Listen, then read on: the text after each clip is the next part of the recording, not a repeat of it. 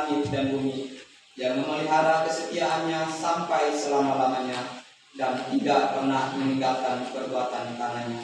Tuhan menyertai saudara-saudari sekalian. Dengarlah nas pembimbing yang membimbing kita yang terdapat dalam Efesus pasal 2 ayatnya yang ke-17 sampai dengan ke-18 yang berkata, Ia datang dan memberitakan damai sejahtera kepada kamu yang jauh dan damai sejahtera kepada mereka yang dekat, karena oleh Dia kita kedua pihak dalam satu roh beroleh jalan masuk kepada Bapa. Kita nyanyikan pujian rohani, Aku Jalan Kebenaran.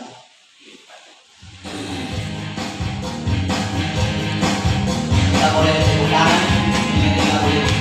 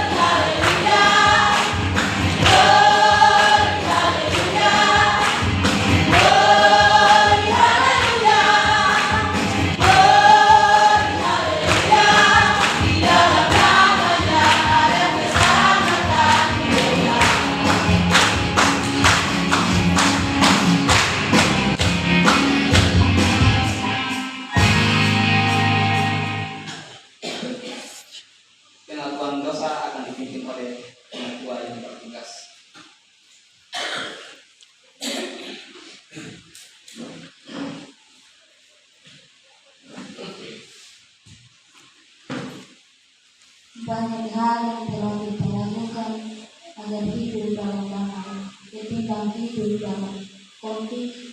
Banyak hal telah kita usahakan untuk hidup dalam keadaan kita lupa bersyukur atas kasih Allah yang dinyatakan melalui kasih persaudaraan.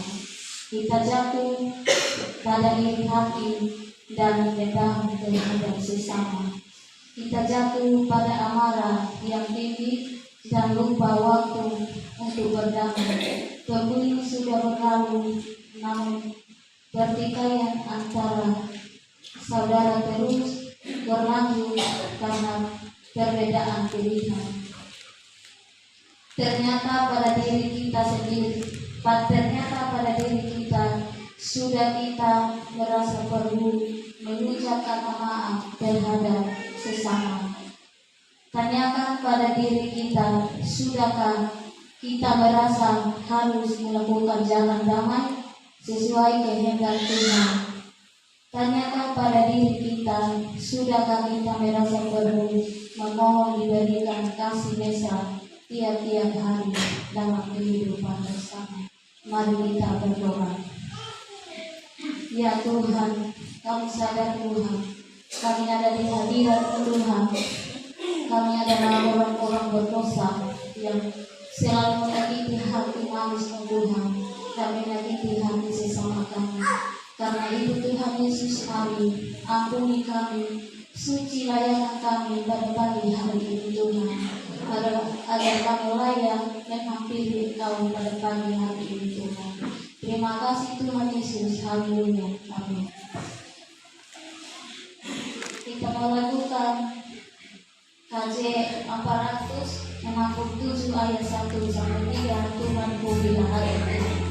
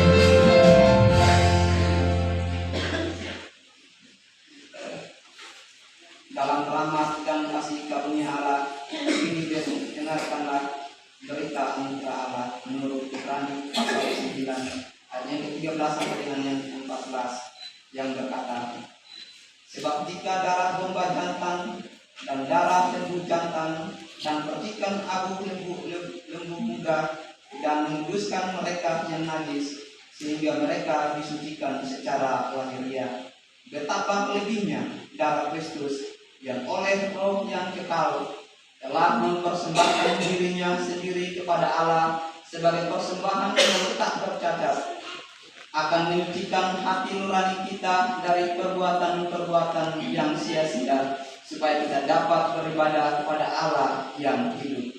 Kita nyanyikan KJ nomor 36 ayat yang ketiga, dihapuskan bersama.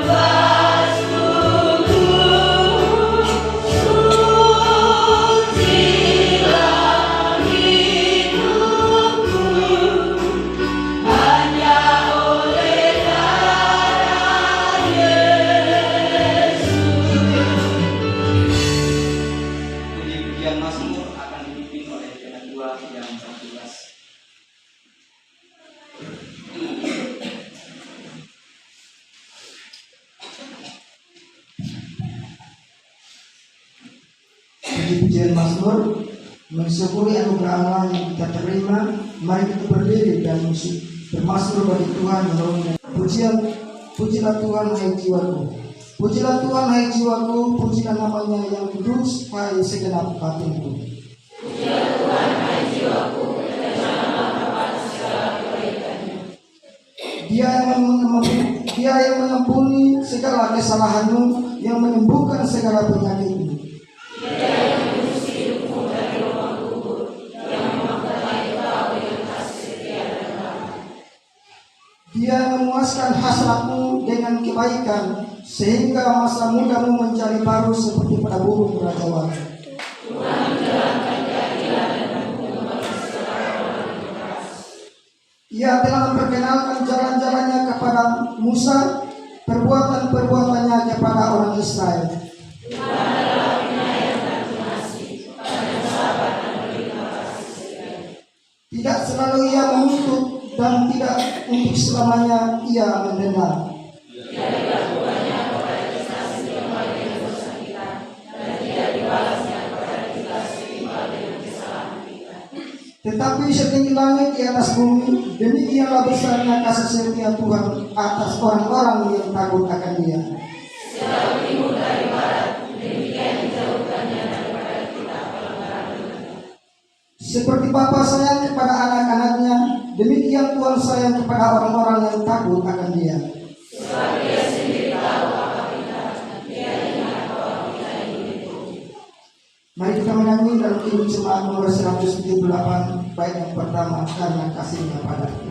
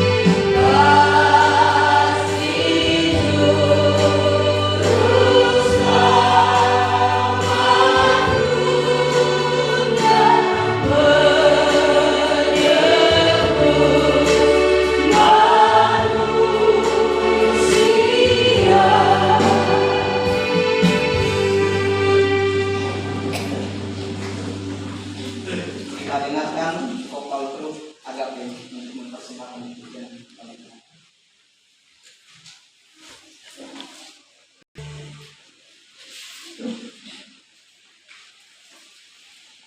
Kita akan masuk dalam pembacaan firman yang dipimpin oleh penatua yang bertugas.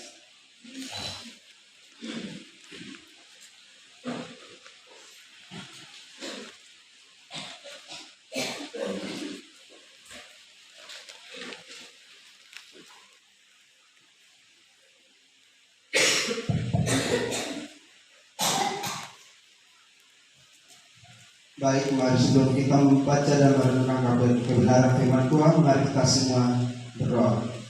Ya Bapa, bukalah pikiran dan akal budi kami oleh Roh Kudus-Mu, agar terang sabda-Mu kami dapat belajar untuk menjadi lebih bijak. Amin. Untuk menghormati akan kebenaran firman Tuhan, saya jemput jemaat bangkit berdiri.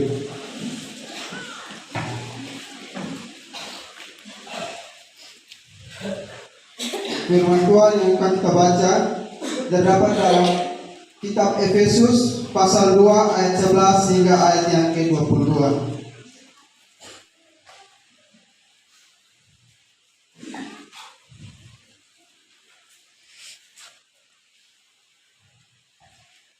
Dengan perikop dipersatukan di dalam Kristus.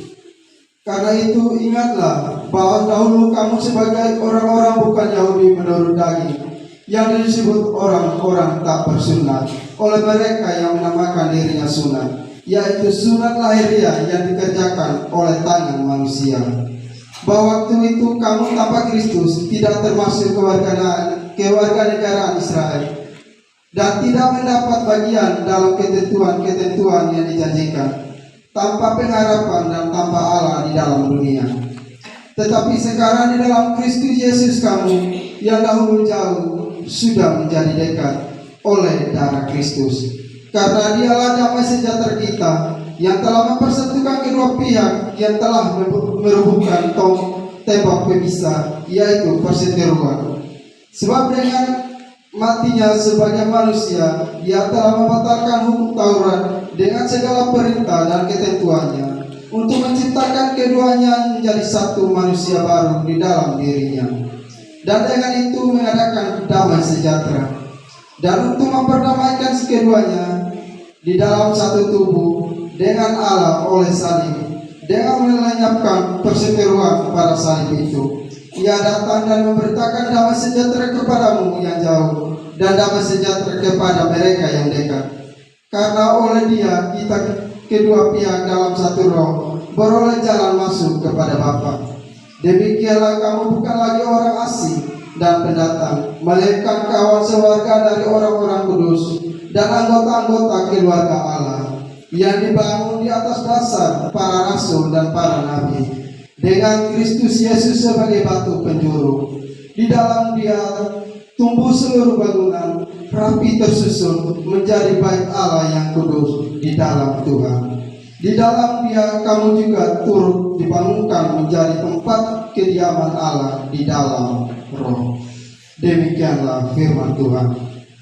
Diberkatilah setiap telinga yang mendengar dan hati yang terbuka kepada firman Allah. Hosiana.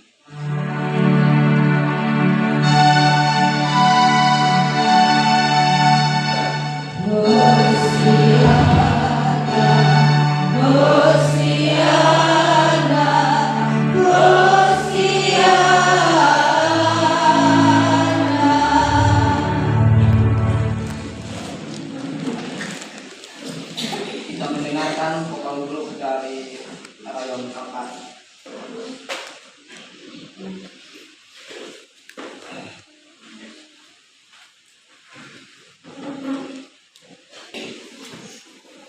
Shalom.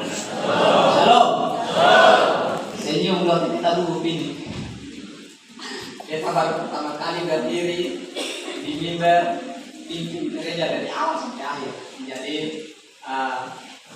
kita beruntung lagi ulang, dan saya kirim ke bapak saya untuk kirim lagi. Itu saking dulunya saya tidak tahu harus berbuat apa. Ya mungkin teman-teman atau senior-senior sudah biasa berdiri di sini, mungkin itu sudah hal yang biasa. Tapi bagi saya, sekalipun kita seorang guru, tapi tampil di depan dan berdiri atas nama Tuhan, itu hal yang sangat luar biasa. Jadi saya minta sama Tuhan untuk berikan saya hikmat dan akal budinya, sehingga saya dapat menyampaikan firman Tuhan ini. Sekali lagi shalom. Shalom. Ya, sesuai dengan tema yang diberikan kepada kita adalah jalan Tuhan adalah jalan damai. Sebelum saya berkhotbah lebih lanjut, saya minta maaf terlebih dahulu, karena pasti khotbah ini akan menyinggung kita. Saya mohon izin, khotbah ini pasti akan menyinggung kita, karena saya percaya ketika kita disinggung oleh firman Tuhan, saya percaya kita akan diubahkan. Kalau ada Roh Kudus di dalam hati kita, firman yang menegur kita pasti akan mengubahkan kita, bukan membuat kita. Itu ternyata ada persoalan yang sangat luar biasa, persoalan yang sangat sengit sekali antara orang yang berlatar belakang Yahudi dan orang yang orang luar. yang bukan keturunan Yahudi secara langsung. Hal yang menjadi pemicu adalah yang berlatar belakang Yahudi. Mereka setelah lahir, mereka pasti disunat. Dan bagi mereka itu keharusan untuk disunat. Tapi bagi orang non-Yahudi, mereka belum bersunat. Jadi ini percecokan antara mereka di dalam gereja.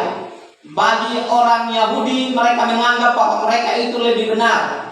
Mereka itu menganggap bahwa mereka itu lebih pantas untuk menerima janji-janji Allah, janji-janji keselamatan Allah. Sedangkan yang lain tidak. Kita yang di luar, termasuk kita ya, tidak. Ketika saya membacakan firman ini, saya menemukan masalah itu yang terjadi. Yang kedua, ketika Rasul Paulus mendengarkan kabar ini, dia menulis surat kepada jemaat di Efesus untuk menyatukan mereka. Jadi dia memberikan solusi.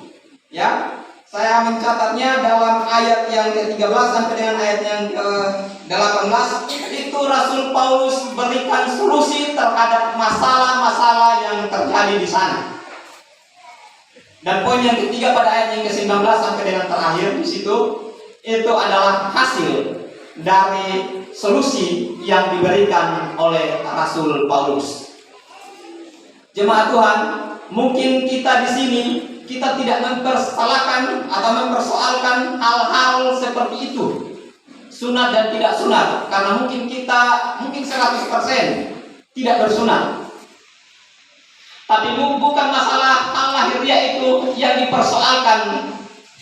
Masalahnya bukan di situ, tapi masalahnya adalah bagaimana respon hati kita untuk mau mengikuti jalannya Kristus ketika dia rela mati di atas kayu salib untuk mendamaikan kita semua. Pertanyaan saya, saudara-saudaraku sekalian, bisakah kita hidup damai bersama-sama? Saya ulangi pertanyaan. Dapatkah kita hidup bersama-sama dalam gereja ini? Dalam anggota jemaat? Dapatkah kita hidup bersama-sama? Dapat? Atau dapatkah kita hidup bersama-sama dalam tasilo ini dengan akur? Bisa? Bisa?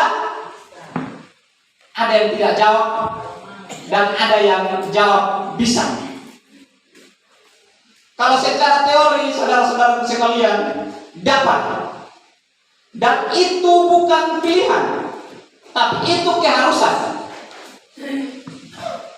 Kalau kita menyatakan diri kita adalah orang-orang Kristen, pengikut jalannya Tuhan, jalannya Tuhan adalah jalan damai, maka harusnya bisa. Tapi saudara-saudaraku sekalian, pada teori kita berkata demikian, tapi kenyataannya susahnya sangat dan sangat minta ampun. Ketika kita melihat saudara kita atau orang-orang yang membuat hati kita sakit, pasti itu sangat susah sekali untuk kita berikan pengampunan kepada orang itu. Kita merasa bahwa sakit di hati kita itu lebih parah daripada dia.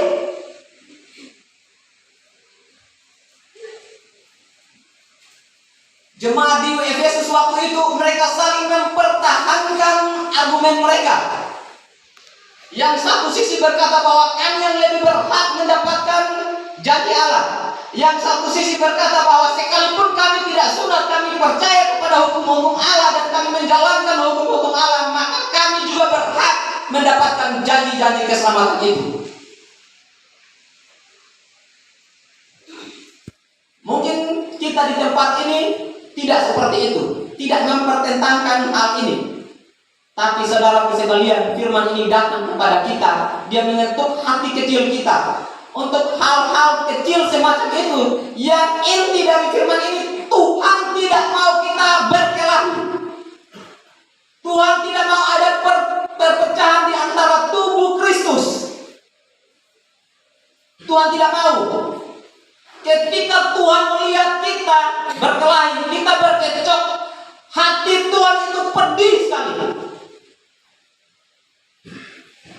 Dan mungkin kita semua yang ada di dalam gereja ini, kita duduk di sini, tapi mungkin kita belum menyelesaikan persoalan-persoalan kecil itu dengan tetangga kita, dengan saudara-saudara kita, dengan orang-orang di sekitar kita. Tuhan bilang selesaikan itu dulu, baru datang cari aku. Percuma kita beribadah tiap hari kalau dalam hati kita itu kita masih simpan dendam dengan orang lain. Sia-sia jadinya. Kalau kita sebagai pengikut-pengikut Kristus, sebagai pembawa damai, mengikuti jalannya Tuhan, maka kita harus selesaikan semuanya itu, saudara-saudaraku. Tuhan mau kita cinta damai. Oleh sebab itu Tuhan mengetuk hati Paulus segera mengirim surat kepada jemaat di Efesus untuk menyelesaikan problem mereka. Dan solusi yang ditawarkan Paulus pada mereka yaitu Kristus. Karya penyelamatan Kristus di atas kayu salib. Itu yang ditawarkan oleh Rasul Paulus kepada jemaat di Efesus. Dan hari ini kalau ada problem, ada masalah di antara kita, saya percaya Yesus juga memberikan firman ini kepada kita lewat Rasul Paulus. Bukan hanya surat untuk jemaat di Efesus, tapi surat ini datang juga untuk kita jemaat di Tasilon. Untuk apa? Tuhan mau kita hidup damai. Jangan sampai ada yang berkata, "Awi terlalu nameleh." Masa dekan, aduh terlalu sakit Pak beta mau kasih ampun dia ketika dia lewat di beta punya depan, beta punya hati hancur karena dia terlalu sangat menyakiti beta punya hati.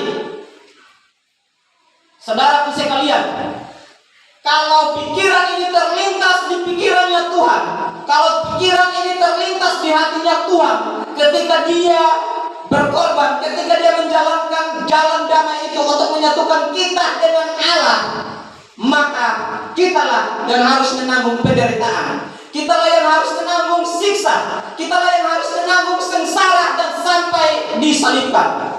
Kita yang harus menanggung semua itu, saudara-saudaraku. Kepedihan, kepahitan yang ada di dalam hatimu, saudara-saudaraku, tidak sebanding dengan apa yang Tuhan jalankan dan Tuhan terima waktu itu. Karena waktu itu Tuhan tidak salah apa-apa, tapi karena kasih setianya Dia rela turun ke dalam dunia ini untuk menebus dosa kita, untuk menebus dosa dan kesalahan kita semua, untuk menebus dosamu dan untuk menebus dosa dan kesalahanku. Saudaraku, sadar. Firman Tuhan ini tidak secara kebetulan hari ini kita dengarkan. Coba kita renungkan kembali 2000 tahun yang lalu, waktu masa-masa sengsaranya, sebelum masa sengsara, sebelum tahu nanti Pak Anjas akan bermasalah dengan orang ini, nanti Pak Anjas akan bermasalah dengan orang ini, nanti kita semua akan bermasalah dengan sekeliling kita, dan Dia mau turun dan melakukan karyanya untuk menebus kita, untuk membasuh kita dan memberikan kita pengampunan. Dan hati pengampunan ini kita harus taruh di dalam hati kita supaya kita dipenuhi dengan damai sejahtera. Supaya apa? Ketika orang menyakiti kita pun kita bisa terima dengan legowo, kita bisa terima dengan lapang dada. Kita berkata, ternyata Yesus lebih menderita daripada saya. Kalau hari-hari ini ada permasalahan di antara kita semua, saudaraku yang kekasih, dengarlah, saya berdiri di sini atas nama Tuhan. Saya meminta dan memohon kepada Engkau, lepaskan pengampunan, lepaskan pengampunan, lepaskan pengampunan. Terlepas dari itu, engkau salah ataupun engkau benar, tirulah jalan Yesus, jalan kedamaian. 2000 tahun yang lalu dia tidak berpikir tentang dia sakit, dia malu atau apapun yang terjadi dalam hidupnya. Dia tidak berpikir itu. Dia hanya berpikir, beta harus melakukan ini, beta harus ikut jalan ini, mengambil jalan ini untuk menebus dosa dan kesalahan daripada beta punya anak-anak semua. Itu yang ada di dalam pikiran Yesus. Dia punya kasih yang sangat-sangat luar biasa. karya pengorbanan dengan darah yang tercurah di atas kayu salib, itu memberikan kita hadiah yang sangat luar biasa, yaitu hadiah keselamatan. Jadi persoalan tentang sunat dan tidak bersunat itu, ketika karya Tuhan di atas kayu salib dijalankan dan tuntas waktu kebangkitannya, maka dengan sendirinya runtuh semua aturan-aturan yang mengikat itu, karena aturan itu hal-hal lahiriah.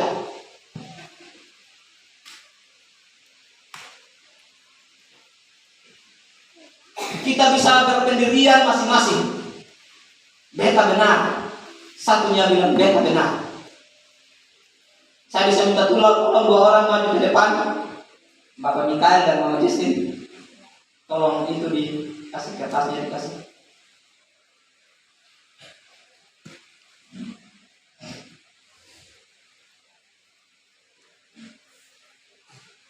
Ya, berdua berhadapan di situ. Simpan kertasnya di bawah. Ya, Mama Justin itu angka berapa? Bapak Mikael itu angka berapa? 6. Itu angka 6, itu angka 9. Mama Justin benar atau tidak itu angka 6, angka 9? Bapak Mikael itu benar atau tidak itu angka 6? Ya, terima kasih, silakan dulu.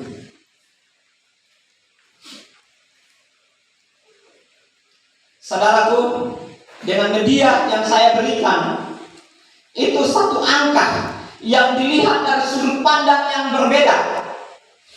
Satu angka yang dilihat dari sudut pandang yang berbeda, dan mereka mempertahankan argumen mereka bahwa itu benar, itu tidak salah, dan memang itu benar, itu tidak salah. Waktu itu orang-orang yang berlatar belakang Yahudi, mereka benar, tidak salah. Dan yang bukan orang Yahudi pun mereka benar, karena tidak salah, mereka tidak salah.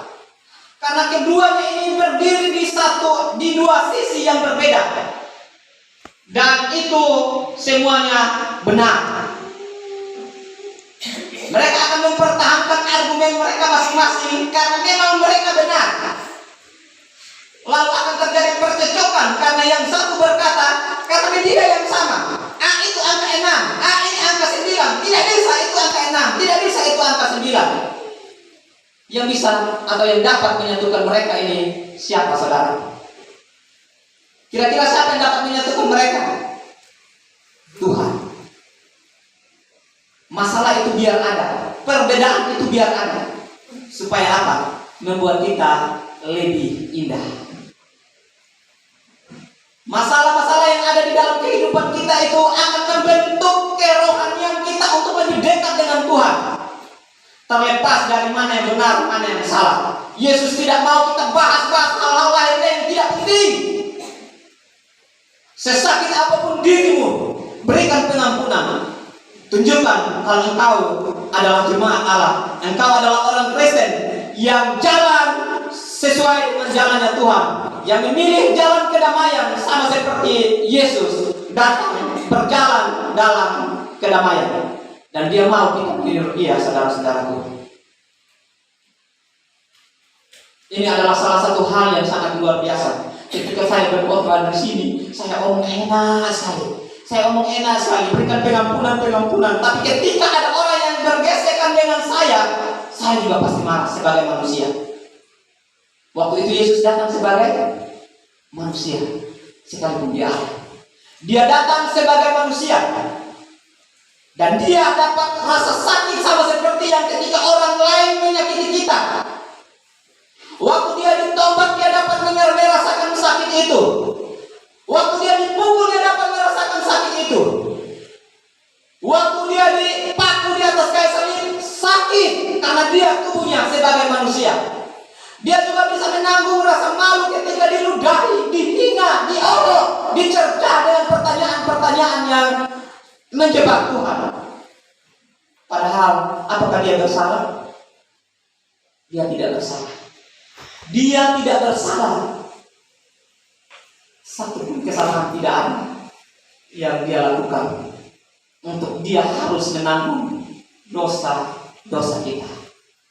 Saudaraku, sekeras apapun hatimu, Sekuat apapun kepahitan yang ada di dalam hatimu, belajar beri pengampunan.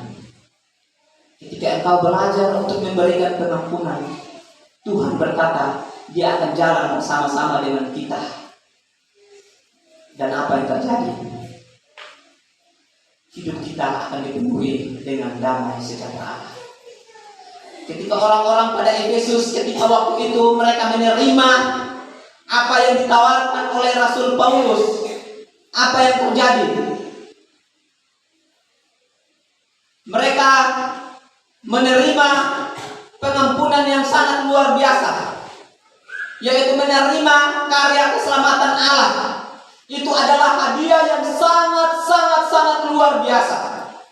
Karya Yesus Kristus di atas kayu salib itu adalah hadiah yang sangat istimewa buat kita. Kita tidak dapat membeli hadiah itu dengan uang kita. Kita tidak dapat menukar hadiah itu dengan harta kita. Kita tidak dapat menukar hadiah itu dengan kepintaran kita, kesombongan kita, keangkuhan kita. Tidak dapat, saudara. Hanya karya keselamatan Yesus Kristus lewat darah anak domba. Itu yang dapat menyucikan kita, yang dapat melayakkan kita untuk lebih dekat dengan Tuhan Yesus. Bukan secara lahiriah, bukan hal-hal lahiriah yang Tuhan ingin kita perdebatkan. Mungkin kami pelayan di tempat ini, mungkin kami berkata bahwa kami berdiri di sini sudah melayani puluhan tahun dan kami lebih mulia dari saudara-saudaraku sekalian jemaat. Tidak seperti itu. Kita semua sama di hadapan Tuhan. Jadi sekali lagi firman Tuhan ini, mungkin saya kurang pandai dalam kata-kata saya untuk mengajak dan mengetuk hati saudara untuk lepaskan pengampunan. Tapi saudaraku, mari ketika kita lihat film itu, film yang biasa diputar, siapa yang pernah air matanya jatuh karena lihat film itu? Saudaraku, semenderita itu dan lebih daripada itu film yang dibuat, tapi dia lebih parah, disiksa dan dianiaya lebih parah dari itu. Tidak seberat apa yang kita tabulkan sekarang. Oleh sebab itu, saya berdoa, jadikanlah Tuhan sebagai batu penjuru di dalam kehidupan kita. Karena di dalam firman Tuhan, ayat-ayat yang terakhir, ayat hasilnya di situ, ayat yang ke-19 sampai terakhir, di situ Tuhan berkata, supaya engkau juga turut dibangunkan dalam wadah kerajaan Allah itu. Engkau juga turut dibangunkan di situ, di dalam rohmu juga terus dibangun menjadi bait Allah. Kalau ketong punya hati, hancur karena ketong menyimpan rasa dengki di dalam hati. Kalau ketong menyimpan rasa dendam di dalam hati, apakah ketong nyaman bersonde? Pasti sonde nyaman. Sedangkan Tuhan bilang apa? Damai sejahtera yang kuberikan kepadamu itu tidak dapat diberikan oleh orang lain. Ya, ada, kita baca dalam Yohanes pasal 14, saya bacakan nanti. Yohanes 14 ayatnya yang ke-7 sampai dengan 27 berkata, lewat darahnya yang tertumpah di atas kayu salib. Darahnya itu sangat mahal, dan dia meneteskan darahnya untuk menebus dosa dan kesalahan kita. Engkau dibayar lunas, aku dibayar lunas oleh darahnya yang kudus. Kita dibayar lunas, saudara. Dibayar lunas. Soalnya pakai hutang-hutang. Kalau kau dibelanya, kau hutang, Tuhan lakukan itu lunas. Tuhan bilang, semua yang ada di dunia ini, yang kasih lu apa saja, dong kasih potong uang, kasih potong harta benda, potong memiliki itu dan memiliki itu, semuanya tidak sama seperti apa yang Tuhan berikan kepada kita. Dan yang Tuhan berikan kepada kita adalah damai sejahtera di dalam hati kita. Pertanyaannya, kita semua yang ada di sini, adakah damai sejahtera di dalam hatimu, saudara-saudaraku? Ada? Yang ada damai sejahtera dalam hati, angkat tangan. yang tidak ada, kita doakan supaya damai sejahtera mereka penuh melimpah di dalam kehidupan mereka. Kiranya firman Tuhan ini, saya terbatas, tapi saya percaya Roh Kudus tidak terbatas akan memberikan kita pengertian di dalam hati kita masing-masing, menyentuh hati kita, supaya apapun penderitaan kita, sesakit apapun kita harus memilih jalan bersama dengan Yesus, jalan damai. Tuhan menyertai kita semua. Yang sepanjang masa dan segala tempat dengan berkata, aku percaya kepada Allah Bapa yang Maha Kuasa,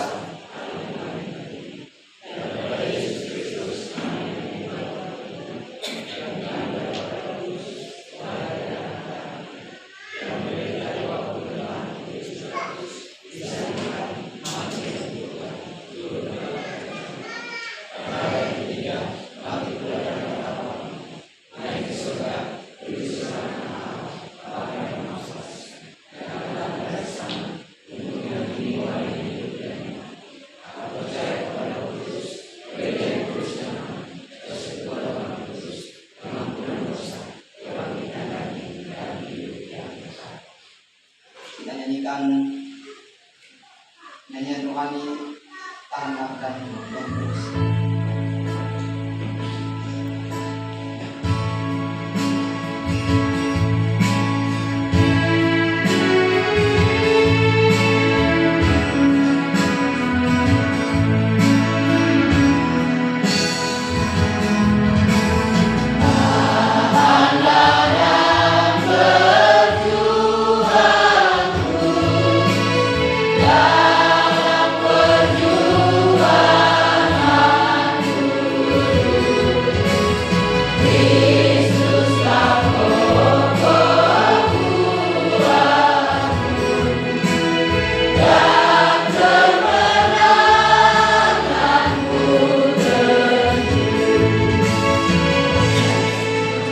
Persembahan syukur akan